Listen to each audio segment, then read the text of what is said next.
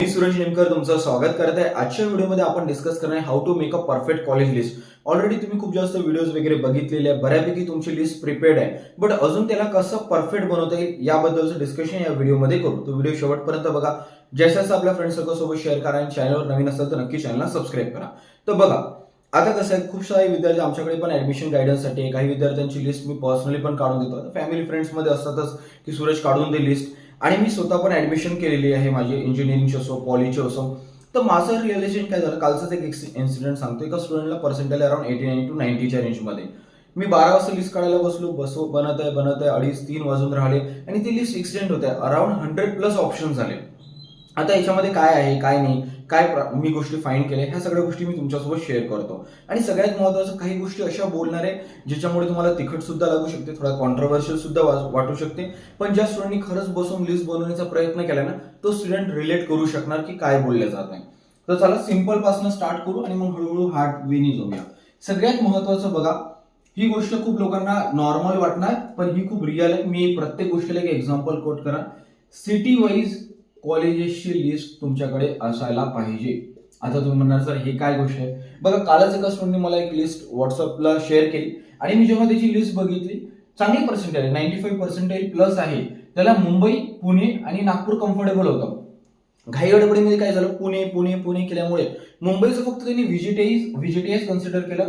तो SPIT, even though SPC सारखं पण कॉलेज किंवा अजून पण काही चांगले कॉलेज असेल, एक DJ सांगवी आहे, देन आपलं ठाकूर कॉलेज ऑफ इंजिनिअरिंग आहे, ते काही कॉलेजेस KJ सोमय्या ते कन्सिडर करू शकला असता, ऍटलीस्ट लास्ट मध्ये करू शकला असता, पण तो पूर्णपणे विसरूनच गेला की एवढे चांगले कॉलेजेस सुद्धा आहे. तर म्हणून तुमच्याकडे कॉलेज सिटी वाईज कॉलेजची लिस्ट असायला पाहिजे. ही लिस्ट तुम्ही वेगवेगळ्या चॅनल्सवरून घेऊ शकता. मी तर म्हणतो कट ऑफची PDF फाईल आहे, ते बेस्ट सोर्स आहे. Ctrl+F करा, सिटीचं नाव टाका, बऱ्यापैकी कॉलेजेस सगळे मिळून जातात. मग बाकी अजून वेबसाईट्सवर वगैरे जाऊन तुम्ही बघू शकता. हे सगळ्यात महत्वाचं आहे. सेकंड सगळ्यात महत्वाचा मुद्दा काय आहे मित्रांनो, जो मी लिहून पण ठेवला, ब्रँडचा सिक्वेन्स. ओके, ब्रँडचा सिक्वेन्स हा क्लिअर ठेवा. स्टुडंट्सला समजूनच नाही राहिलं काय काय ब्रँच घेऊ. जर तुम्ही टेककडे जात असाल तर ऑफकोर्स तुमचा sequence CS, IT, then AIML वगैरे, जे पण AIDS वगैरे त्या ब्रँचेस, आणि देन तुम्ही ENTC ला प्रिफर करू शकता. आणि देन तुम्ही एखादी कोअर ब्रँच जर तुम्हाला वाटत असेल तर ते कन्सिडर करा. आणि जर तुम्ही कोअरकडे जाते तर सिक्वेन्स वेगळा असू शकतो, like mechanical, civil, electrical, whatever. तर ब्रँचचा सिक्वेन्स लक्षात झाला. त्याच्यानंतर सगळ्यात महत्त्वाचं, याच्याबद्दल भरपूर जास्त बोलल्या जातं आणि कोणी पण व्यक्ती ज्याला कॉमन सेन्स आहे तो ही ग्रुपिंग स्ट्रॅटेजी तर नक्कीच यूज करते. पण मी ग्रुपिंग स्ट्रॅटेजीचे लिटरली डार्क साईड सांगतो तुम्हाला, dark side of grouping strategy. ठीक आहे, डोंट वरी. आता बघा काय करतो आपण ग्रुपिंग स्ट्रॅटेजीसाठी. आपण काय करतो, कन्सिडर करताना COP टाकतो, देन VJTI टाकतो, आणि फॉर एक्झाम्पल VIT कन्सिडर केलं किंवा SPIT वगैरे सारखे कॉलेजेस आपण कन्सिडर केले, व्हॉटएव्हर.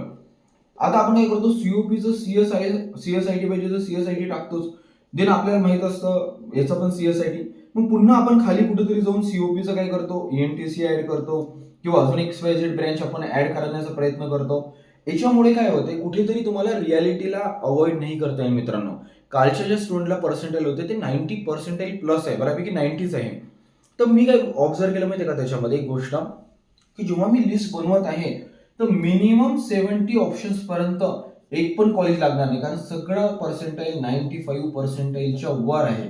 वर विचारच नका करू की 70 पैकी कोणता ऑप्शन लागणार. अशा वेळेस आता मी त्या स्टुडंटचा फक्त CSITचाच ऑप्शन टाकलेला आहे. जर त्याच्यात मी इलेक्ट्रॉनिक्स जर ऍड करतो आताच्या डेटला, तर इलेक्ट्रॉनिक्सचा पण कट ऑफ बऱ्यापैकी CSIT ला मॅच होते. इव्हन AIML चा पण कट ऑफ CSIT ला मॅच होते.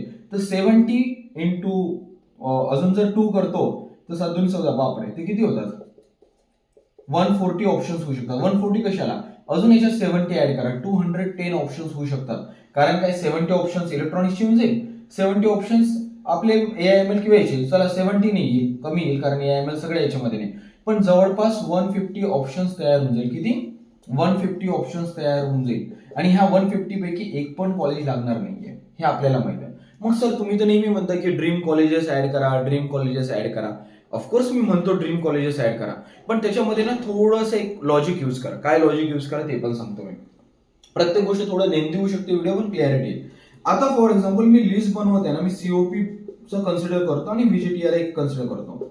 आता VJTI आणि COPचं मी कन्सिडर करते ना, आणि माझे पर्सेंटाईल 80% आहे, तर मी रियालिटीला सोडून जाणार नाही याचा अर्थ असं नाही की मी सीयूपीची जर मला मेकॅनिकल ब्रँच हवी आहे तर मी ऍडच करणार नाही. ऑफकोर्स ऍड करणार मी, फॉर शुअर मला ऍड करायची आहे.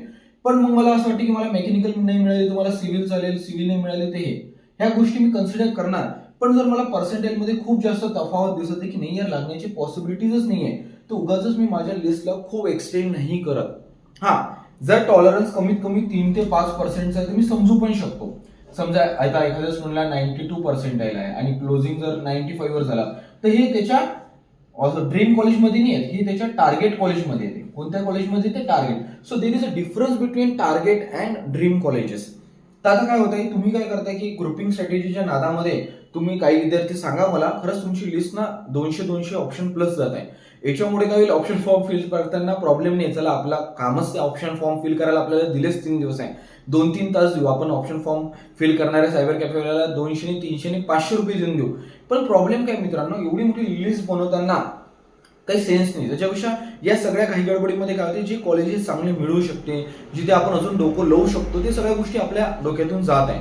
म्हणून काय करा, इनकेस जर तुम्ही बिलो दॅन 85% आहे तर तुम्ही थोडंसं रियालिटीला घेऊन चाला आणि जे ब्रँच तुम्हाला टॉप कॉलेजेसमध्ये हवी आहे ते टाका.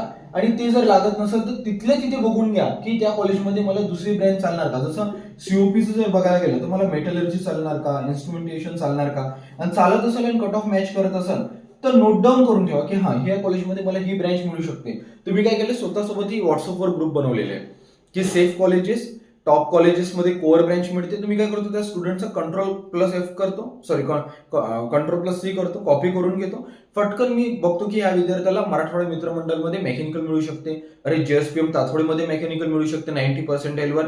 तर मग मी असं सेफ साईडनं त्याचा बनवून घेतो. तर माझ्याकडे लिस्ट बनवताना मी 3 लिस्ट बनवतो.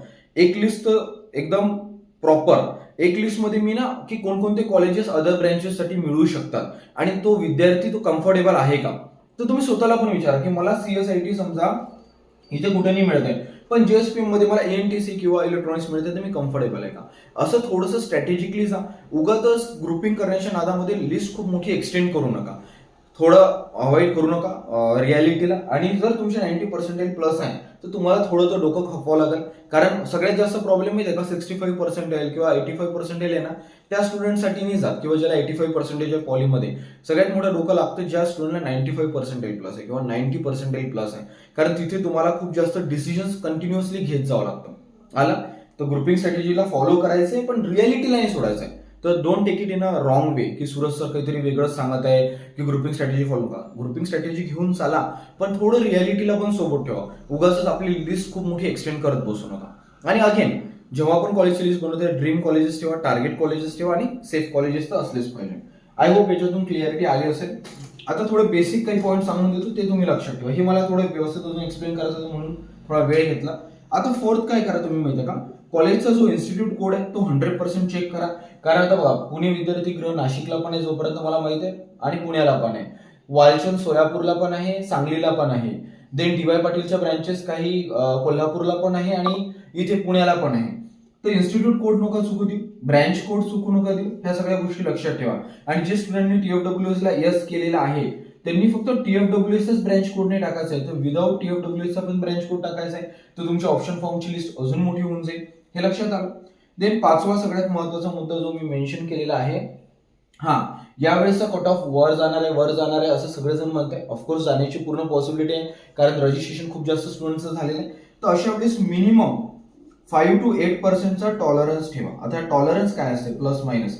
म्हणजे फॉर एक्झाम्पल मला जर 80% आहे तर मी 73% वर किंवा 72% पर्यंतचे क्लोज होणारे कॉलेजेस किंवा ऑप्शन्स माझ्या ऑप्शन फॉर्म मध्ये ठेवतो. पण हे लास्ट मध्ये असले पाहिजे.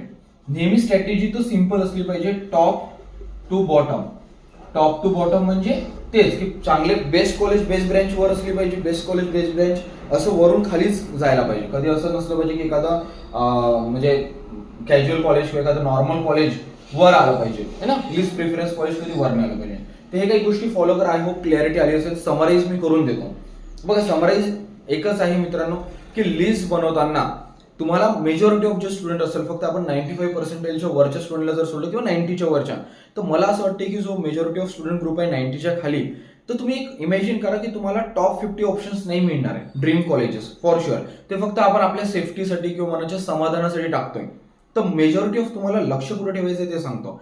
लक्ष ठेवायचंय तुम्हाला टार्गेट कॉलेजेसवर आणि सेफ कॉलेजेसवर. म्हणजे जो आता समजा तुम्हाला 85% आहे, तर जे कॉलेज 87 वर क्लोज झाले, जे कॉलेज 84 वर क्लोज झाले, खरं चान्सेस तिथं लागण्याचे. तर ते क्वेश्चन्स तुम्ही नेहमी विचारला पाहिजे की या कॉलेजमध्ये मला कोणती ब्रँच हवी, या कॉलेज मला मिळालं तर चालणार का. तिथे सगळा गेम आहे. गेम तिथे नाही आहे ड्रीममध्ये. ते तर काय स्कॅन होऊन जाईल, फटकन आपण बाहेर पडू. मेन तुमचा फॉर्म स्कॅन चालू होऊन जाईल 75च्या वर. आलं लक्षात.